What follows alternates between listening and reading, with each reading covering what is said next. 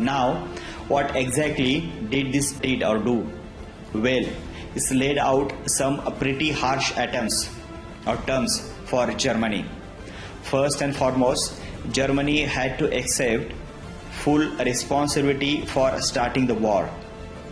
This was known as the war guilt clause, and it didn't go down well with the German people. The treaty also imposed massive payment on Germany. We are talking about millions of dollars in today's money. This financial burden was meant to cripple Germany's economy and prevent it from becoming a threat again. But that's not all. Germany was forced to give up significant territories. Alsace-Lorraine went back to France.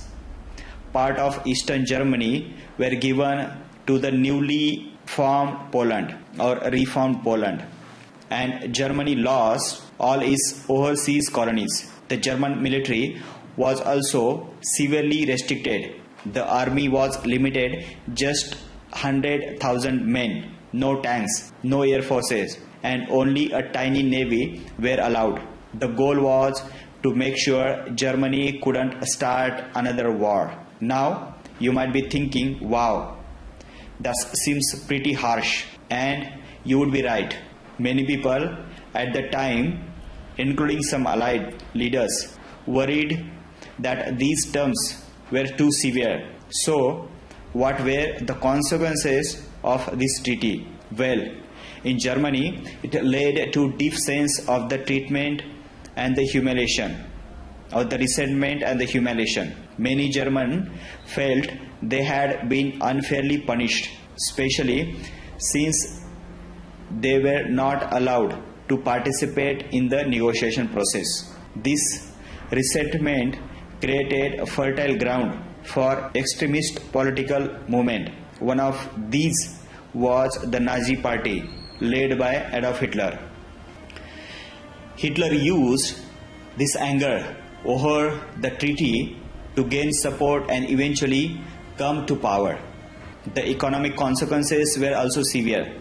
Germans struggled to pay the massive payment. This led to hyperinflation in the 1920s, where money became almost worthless. Imagine need too full of cash to just buy a loaf of bread. But the effect were not limited to Germany. The treaty redrew the map of Europe, creating new countries and the shifting borders. This led to ongoing conflict and the tension in many regions. Well, many historians argue that the harsh term of the Treaty of Versailles play a significant role in setting the stage for World War II. It's important to note that not everyone agrees on a treaty's impact. Some argue that it wasn't harsh enough to prevent Germany from rebuilding its military power. Others say that the real problem was not a treaty itself, but how it was reinforced. Let's fast forward a bit to see the long-term effects. After World War II, world leaders seems to have learned from the mistakes of the Versailles. The treatment of defeated Germany after 1945 was quite different. Instead of punishment, the focus was to rebuilding and the integration into the international community. This approach led to formation of European Union. So, what we can learn from all this? Now, let's discuss the propaganda during the World War I. First up, let's talk about posters. These were everywhere during the War I.